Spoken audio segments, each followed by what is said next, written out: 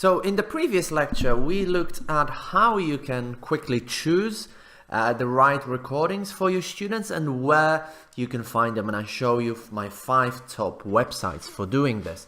And in this lecture, I want to talk about how you can motivate your students by using recordings of successful ELF users. And the first question that I want to look at is this: why would such recordings be more motivating? What is it about recordings of successful ELF users that might be motivating for your students?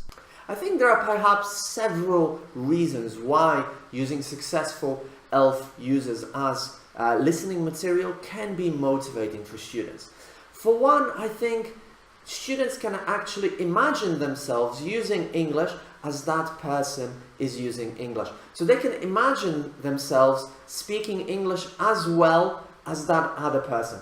And this can be very motivating and powerful, especially if you use a speaker who has the same first language as your student. So for example, let's say if you have Spanish-speaking students, you could use Antonio Banderas as an example of a very, very successful English user whose first language is Spanish, and the students can actually, feel like, oh, now I can actually become somebody like that. Because if you think about it, your students will never become native English speakers. That's just impossible. And very, very few students will ever speak anywhere close to how a native speaker actually speaks English. So what this might lead to is sort of a pedagogy of failure. In other words, your students will feel inadequate.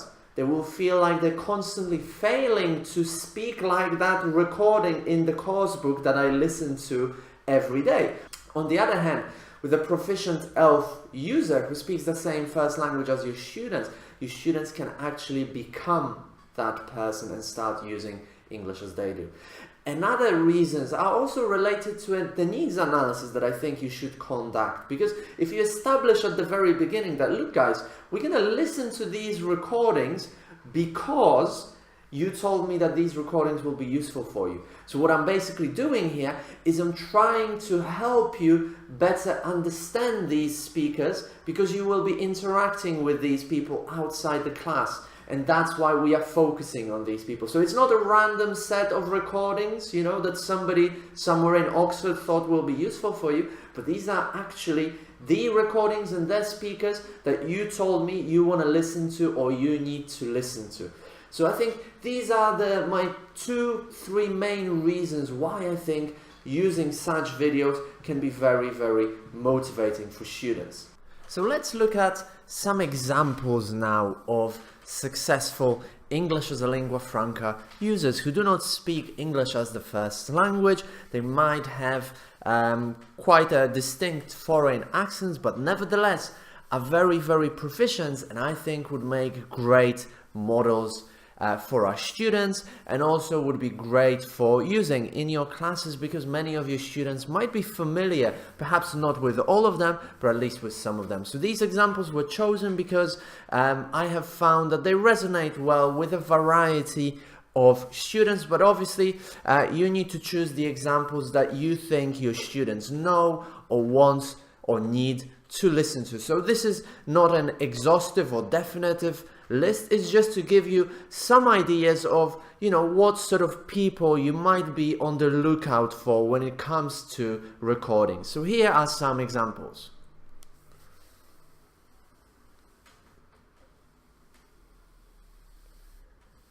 And in the previous lecture, we talked about different websites where you can find recordings of successful ELF users. However, if you've already got names of famous people and you know what you're looking for, then you could simply go to YouTube and type in Salma Hayek interview in English, and you will find lots of interviews with Salma Hayek, for example. So if you know what sort of people you're looking for, then it's very easy to find the recordings on YouTube as well. And as I said, I chose these people because A, they are famous, so it's likely that a lot of students from different contexts might know them.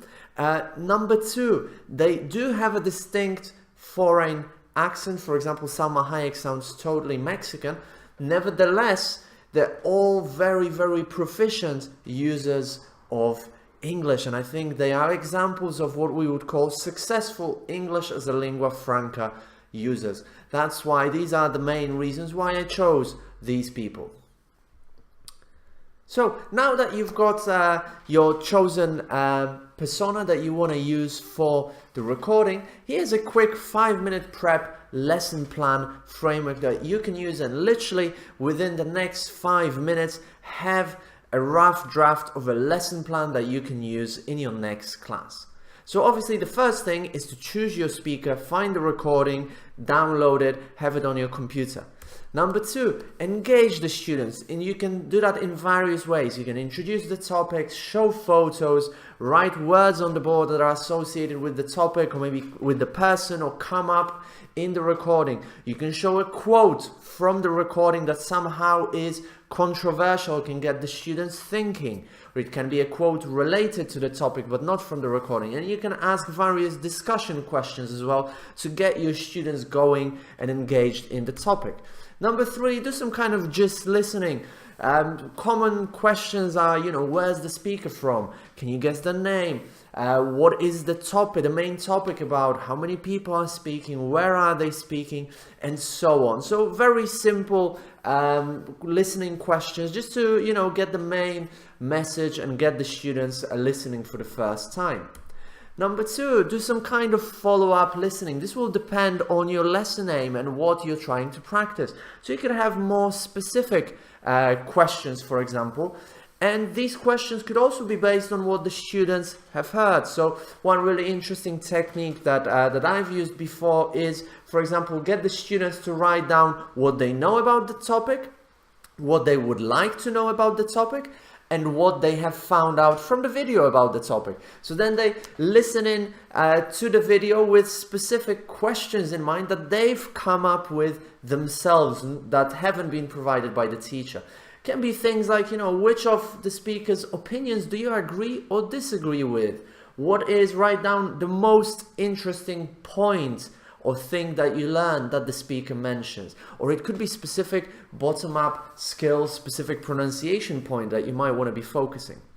Number 5, do some reflection. I think this is really, really important, and I think it's not done enough in published materials. And it's really important for the students to reflect on the English as lingua franca nature of the English language. So it can be different kinds of questions depending on the speaker and the focus, but some typical questions could be, what did you think of the speaker's English? To what extent are they a good model of English? If you could speak English equally well, how would you feel? So you want to get the students basically thinking about their own English, about the speaker's English, about pronunciation, accents, what is a good, what is a bad model, and ultimately perhaps get the students to realize that, having a foreign accent is absolutely fine, that, it's not something that you should stress about so much, and that they can be a very proficient user of English even with a foreign accent. And finally, some kind of follow-up I think is really important too. Students can, for example, choose a speaker they want to listen to who has a similar accent, comes from the same country maybe, and justify their choice and then listen to that speaker and report on it next class, or maybe even in the same class. You could just give them headphones, and they could do that in the class on their mobile phones. So, after today's class, your task is to prepare a lesson plan using the framework provided, or you can tweak it in whichever way you prefer, but if you're short on time, then use the framework provided, and the aim of the lesson plan should be to motivate your students, and then share it with us in the comments section, so you can share it via, for example, a Dropbox link, so we can take a look at the lesson plan. And if you deliver it, also let us know what the students said, what was the feedback. Really looking forward to hearing from you.